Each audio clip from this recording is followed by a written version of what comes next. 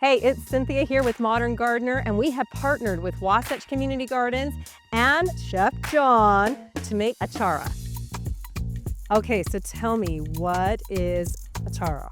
So Atchara is a pickled green papaya.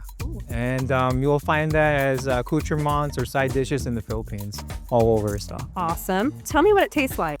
It has quite the crunch and it's pretty sweet and sour, just like you would with any pickle. What about the aromatics? What does it smell like? So that's what makes it really special, is that we actually add ginger, Thai chilies, cloves, garlics, and it actually melts it down and puts it all together.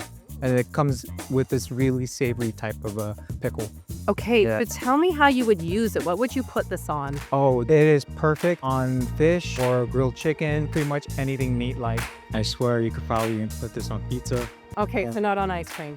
Not on ice cream. I mean, Because pickles and ice cream are a thing, you know. they can. It could probably be a sorbet. A sorbet, perfect. Yeah. Okay, now I heard that this is like an heirloom recipe, some kind of tradition, right? And you heard right. Yep, definitely. So where did this recipe come from? This recipe came from my grandmother. It's her own personal recipe. I asked her if I could share it, and she just wants people to have good Atchara at home. So. Oh, that's so nice. Yeah. That's awesome. Well, I'm excited to try this. Love to give a quick shout out to our amazing sponsors, Red Butte Gardens and Merit Medical, for making videos like this possible.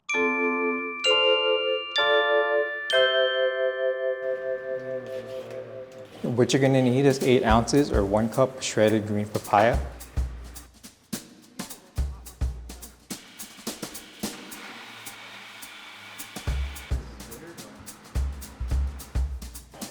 One whole carrot, julienne or shredded, and then 10 cloves of garlic, thinly sliced, and then 1/4 yellow onion, thinly sliced, and then a knob of ginger. And then for the brine, what you'll need is 2 cups of distilled white vinegar and 1 1/3 cups of sugarcane sugar and 2 tablespoons of peppercorn, 2 teaspoons of salt, and then 2 bay leaves. So traditionally, when we use vinegar for Atchara, we use sugarcane vinegar, but distilled just as good. You want to make sure that before you're pickling or doing a quick pickling, these are clean. So these have been sanitized. We're gonna go ahead and grab our papaya and we're gonna put it in the bowl without the salt. And then you're gonna put the salt right over it. The main idea of doing this is taking out the moisture and the bitterness. And then we're gonna mix it up. We're gonna wait 5 to 10 minutes after it's done being mixed up. So while we're waiting, we can lay our cheesecloth on the second bowl. We can go ahead with our mixing bowl, mix everything together. You're gonna mix it until it looks really pretty. Or just thoroughly mixed. So when my grandma was making this, she wanted to put in aromatics that won't punch you in the face too hard. And the secret ingredient is actually the ginger. It brings it all together. Once it starts to mellow out within the brine, it has a way better profile flavor than most of these other aromatics. So I'm gonna go ahead and squeeze this. And this is the most important ingredient because of texture. You want that crunch. It's just an unripe papaya. That's why you can almost use any unripe fruit to pickle. All right, now that it's thoroughly mixed and pretty, we're gonna go ahead and pack it into our mason jar. And then you wanna leave enough space for the brine, 1.5 inch. This will last a long time because of the acidic content as well as the sugar content. I have Celia here with Wasatch Community Gardens, and she's going to show us what you can grow in your garden to make this delicious treats.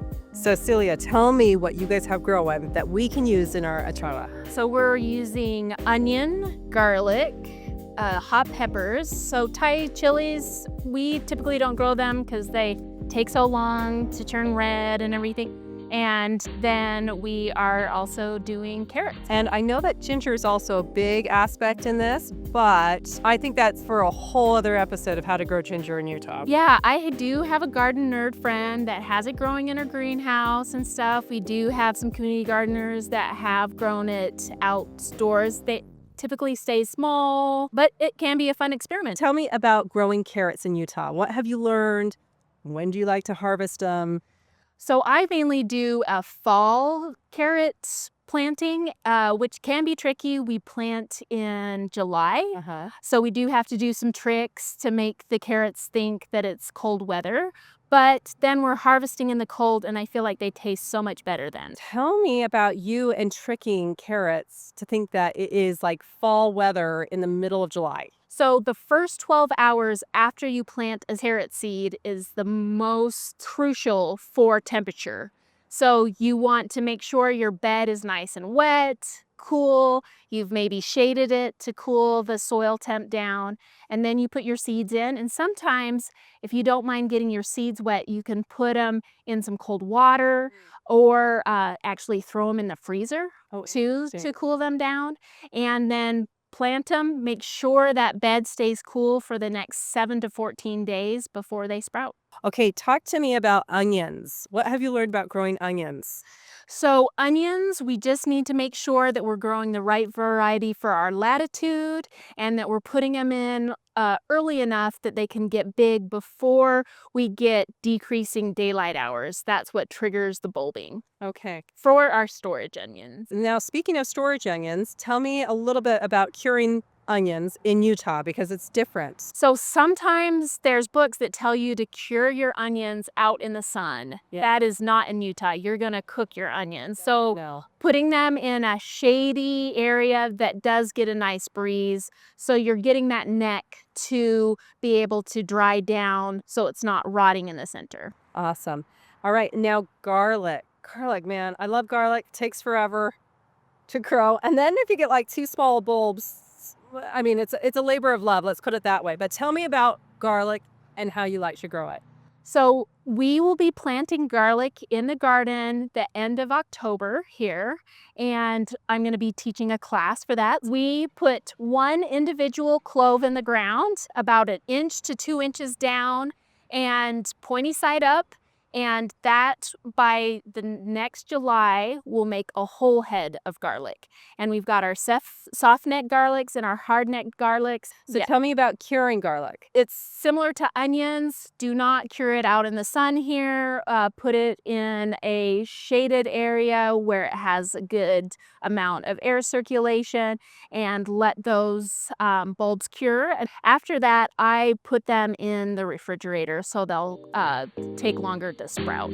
Awesome. Thank you so much, Celia, for letting us come and explore and learn all these amazing tips. If you want more information, you know where to go. More on Modern Gardener. Click that subscribe button, and we can't wait to see you until next time.